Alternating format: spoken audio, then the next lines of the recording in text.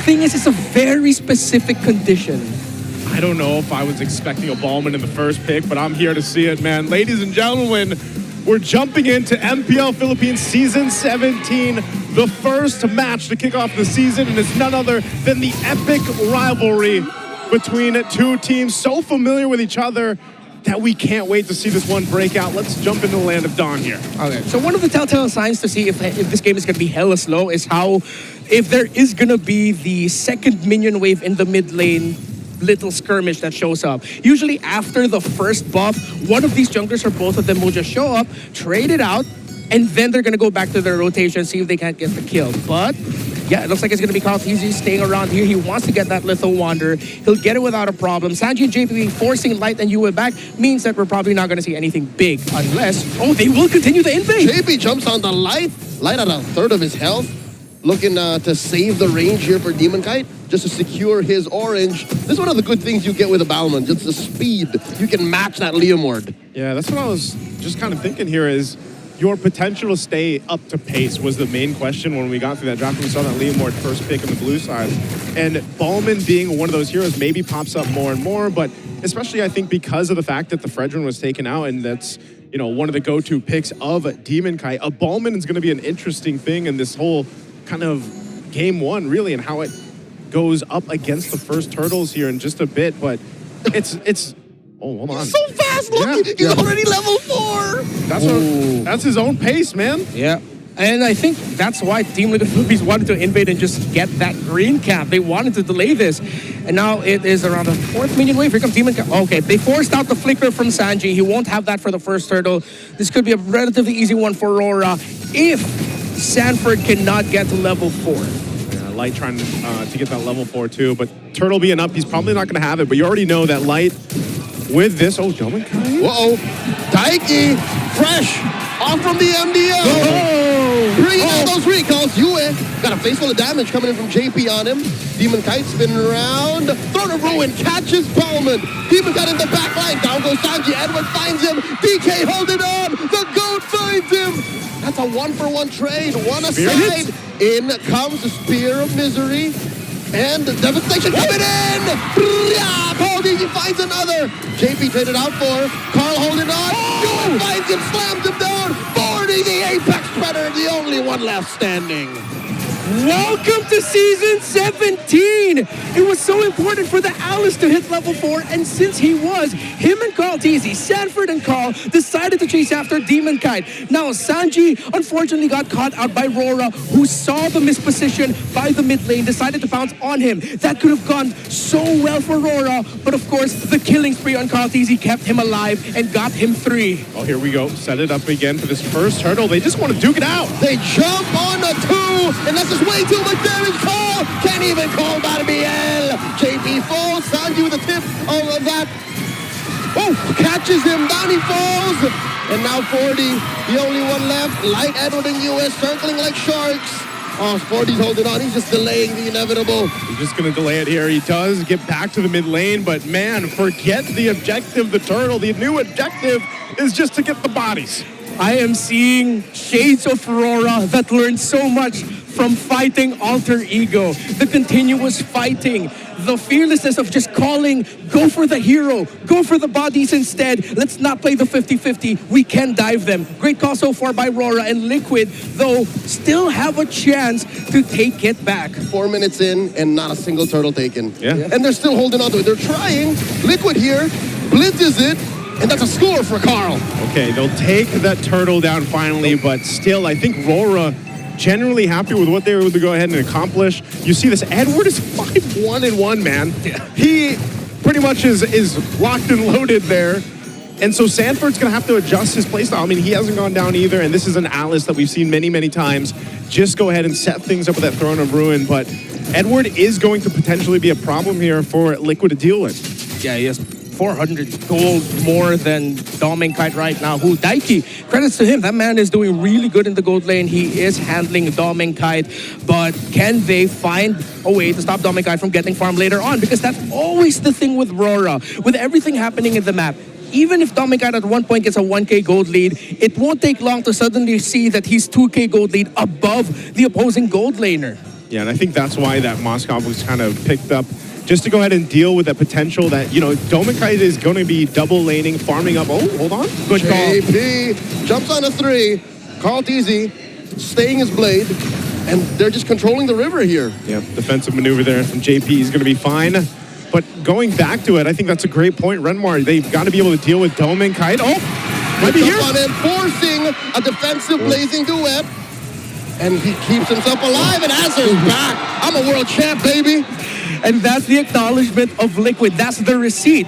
They know that Domikite cannot just be left alone to farm up. That even though Daiki is doing well handling him, you still have to find ways to deliver the pressure. So in terms of the gold lead, it is a slight advantage. Very slight for Daiki. Edward and Carl. Carl and Edward. Both have popped their ults. You way to respond. I think Carl knows what's up. Second and final turtle spawning in 10. That's tough to deal with, man. You got that large sword there to try to catch a horse. And Carl Teasy, we know that he likes to do this. Even if he falls behind, like you mentioned before, he's able to go ahead and kind of catch back up in all the ways he finds across the map. And with this next objective coming up, you can see placement's already here for both teams. Both gold laners still up, but look at Edward's positioning. He's going to try to cut off the entry point here. And now Sanford holds down.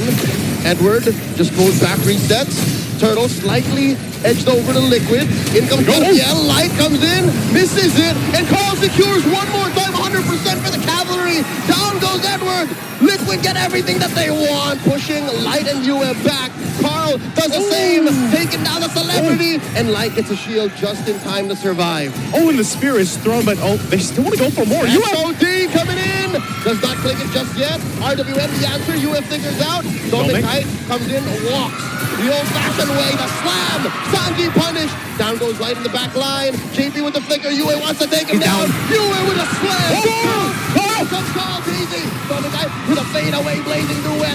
Down goes Yue. Carl finds another. In comes Demon-Kite. Looking for the lethal counter. Misses it with the dash. And into purple. Carl Teasy steals it on the way out.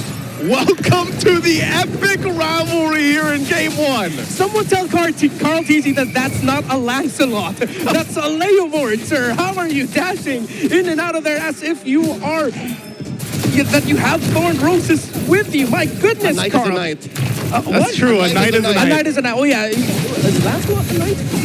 Yeah. He is also not. Okay, all right. I think so. He's a royal knight. He's a prince. Yeah, no. Okay, with everything that happened, Look again, we go back to the gold lane. The 4 versus 1 box with Team Liquid Philippines pushing the aggression.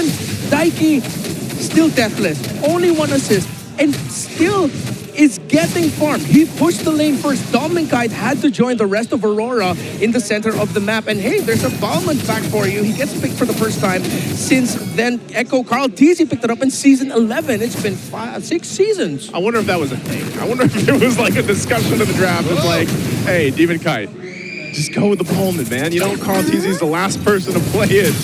But I think, nonetheless, it still serves its purpose. I know he's 0-3 right now. It's not looking too good KDA-wise, but that doesn't really matter here for Demon-Kite specifically because he wanted to go ahead and contest with that Leomord pick in this lineup. But what's really difficult is if they miss those major initiations, which was mainly coming from Light to set up with that the Grok here, and if he's not able to land it, a lot of your plan from RORA kind of falls apart. And then, mind you, majority of these fights, you haven't had Domikite yet for this, right? And that's going to be the trajectory for when we get to this later portion of the game. We start fighting for these lords is how much of impact will that Claw now have in these fights? Because Daiki, you can say the same about him, man. He's been farming up, doing his thing, and he hasn't really had to worry about too much. Yeah. So next big loss for Aurora means inner turrets. That's the second turret in the lane are going to be going down if they lose this Lord, and the lead will get stretched out to 5, maybe even 6,000 gold, and Liquid will just be able to coast to try and finish it by Lord 2, Lord 3 if Aurora still finds a way to hold on. So this is a must-win for Aurora, or if they are going to lose it, they cannot lose more than 3 heroes in the fight. If they were to lose it, they have to trade like 3 or 4 heroes. Yes, exactly. And that's the ideal. That's the only way Aurora can survive. Yue gets his Sky Piercer, so this is a good start. Yeah. This is going to start to hurt and get some knocks up. JP gets knocked up. 40 man-to-man defense against Edward. Lord slightly over to Aurora's favor. In comes Yue. Offensive use of the Crimson Being. A big hit from the Grok. Light finds 2. And Sanji and JP falls. SOD coming in. Daiki trying to fly Demon Knight. No retribution for Aurora. And that's what I was talking about. There's a double for you. A Daiki on the run. Tomen Kite. Daiki, I don't know if you want this. The recall in between the duo. They send back the two remaining members of Liquid. But Carl says we can do this. Oh, Carl, he's going.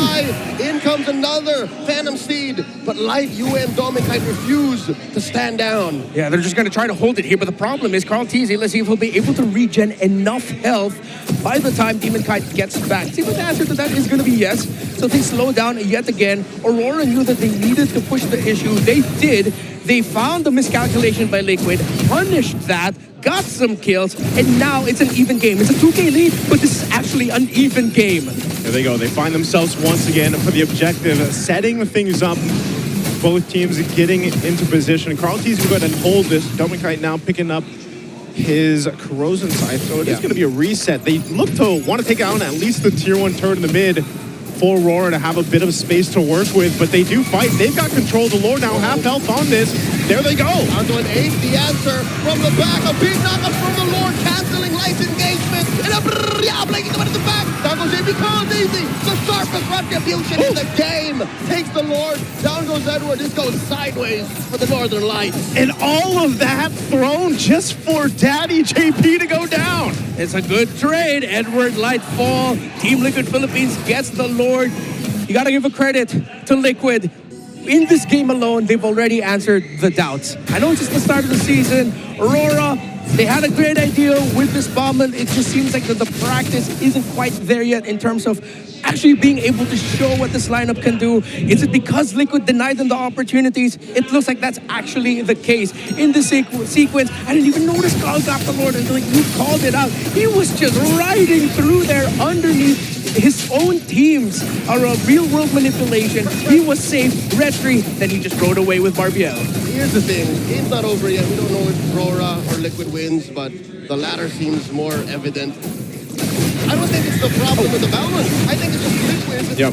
Yeah. Again, we mentioned this pre-game. Their system just works so well. This is the Liquid Stampede. This is the trademark. Aurora gave them too many cracks to come through.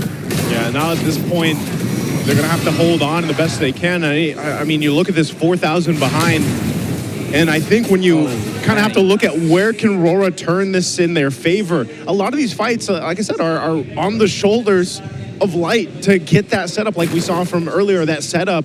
And if it goes down, I feel like they're almost trying to pick up the pieces here to win the team fight. Yeah, roughly 3,500 gold lead for the Leomord of Carl TZ. That's not something that you want to see. Their lineup falling behind and you have a Bamon jungle. They go in, but they miscalculate. Uh-oh. Raging Sandstorm misses the mark. In comes a big tech charge coming in from Light, and he's very low. Might fight it down. He goes. Carl TZ gets the kill in the back line. JP gets punished by Edward. And now Edward caught between 3 members. And now Carl TZ might take down Demon Kite. JC.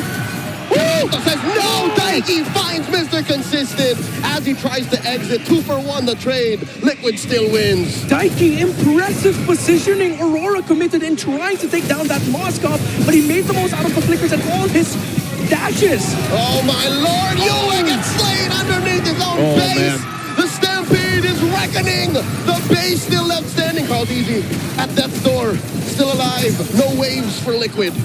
And there you go. On the defense, I don't think they're going to be able to do much else. It is going to be a reset, though, for TL. I don't think Light wants to actually force anything here. They're just going to clear this out. But, man, this is in control now for TLPH. We are just seeing, once again, how Alter Ego, how teams who play the Leomord in M7 excelled with this pick. It's inevitable that if you have a Leomord who had a fantastic early to mid game, and if he continues to get kills and you leave him open, it's going to be a rough time to try and crawl back through that. Before that sequence, Carl already got to build up his Malefic Roar. That's a huge damage boost that will melt even Edward, who at one point was like the main guy that Carl TZ looked at and said, why can't I take you down? But with that Malefic Roar up, he doesn't care anymore. He's able to. And again, going back to Daiki, he's getting protected really well by Liquid, and he himself is playing individually great. Domin commits to placing to it early, pushes back 2 and 3, and now Sanford finds the Dominator punishes him. The Apex Predator finds his prey. Down goes Carl. Down goes Nike. TK finds two. RWM the answer trying to quell Rora's forward assault. Now Sanford looking to take him down. Live sucking these 3 and 4 members. JP looking to assist the Apex Predator. And now they're going to take down 40. Can he gleam on out of here? 40 holding on. The lethal counter ends him. It was such a good attempt from Sanford to set things up with the positioning on the Alice. Yeah. But the fighting potential from RORA wins the team fight. It was a bait. That is one of the plays that you can do as a Claude. Initiate first. Burn your blazing duet. Make the other team think that they can initiate and win, but the rest of the team is holding strong and ready to clap back. It was scary when Sanford went in, but Aurora handled the counter well, light with a tech charge, but I think that was more predictive than anything. Oh no, there's the SOD. Dominguez secures it underneath all that. Daiki finds Yue, and Daiki throwing these spears away. Humankind dashes out. Aurora just want to be happy with the Lord that they finally got. Light with the flicker back. Dominguez got Daiki on him, and they cannot finish what they started. Yue is the only price they pay. So much was used there, but they had to. They'll go ahead, reset, get full health, defend and clear this out, but that was so close for RORA. There's a lot of chaos, there's a lot of fighting, but you see the method and the thinking behind everything that has happened so far, the back and forth. Again, the M7 World Championship showed us the importance of not being afraid to trade, going for the heroes, going for the kills. Yes, the objectives are there, but at the same time, getting hero kills allows you to get objectives. And by the way, great little freeze on the Lord up top. But just a quick little delay for Light, which allows Aurora to dictate the tempo a little bit better with this push. That's where they have to. At this point, mind you, they were down nearly 6,000 gold earlier on. That last team fight alone really allowed Aurora to get some more control into this game. Yes, they might have lost the base turret early on, but they're in a good position to now get to the base of TLPH. It looks like they're going to start things up. They should be able to clear out the Lord pretty well as it does go down now here on the top side. But RORA will clear out the tier 2 in the mid, potentially this bottom, and that might be all they get off that Lord play. Yeah, Aurora, for a majority of this game, has lost the map. It's just evident of their draft. It's not a very wave management-centric lineup.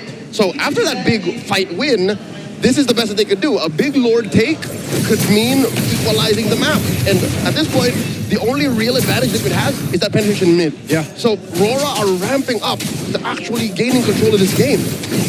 And this is something that we acknowledged also during the draft. Liquid, they were able to take the condition that we mainly stated for them, control it, but they couldn't find the big win to try and end it. Yes, they got the tower down in mid, but then after that, RORA got the clap back, and Dom and Kite got a little bit more farm, got a little bit more time, and now they're at this point where they don't even need to use Dom and Kite as the main source of damage. As we mentioned earlier, this play was started because Dom and Kite came in as the first initiation. Yeah. He baited out abilities from Liquid. They roped Liquid into taking that fight, roped Sanford into finding an excellent Throne of Ruin, but then they were able to counter it because now they are at this point where this is the comfort of their lineup, late game. And folks, just as a little reminder, these are trained professionals, world champions at that. Do not try this at home. Do not be the Claude that Dominkite was and be the initiator. He did this with his team's blessing, and it was a, I assume, planned play. Yeah, I was going to say,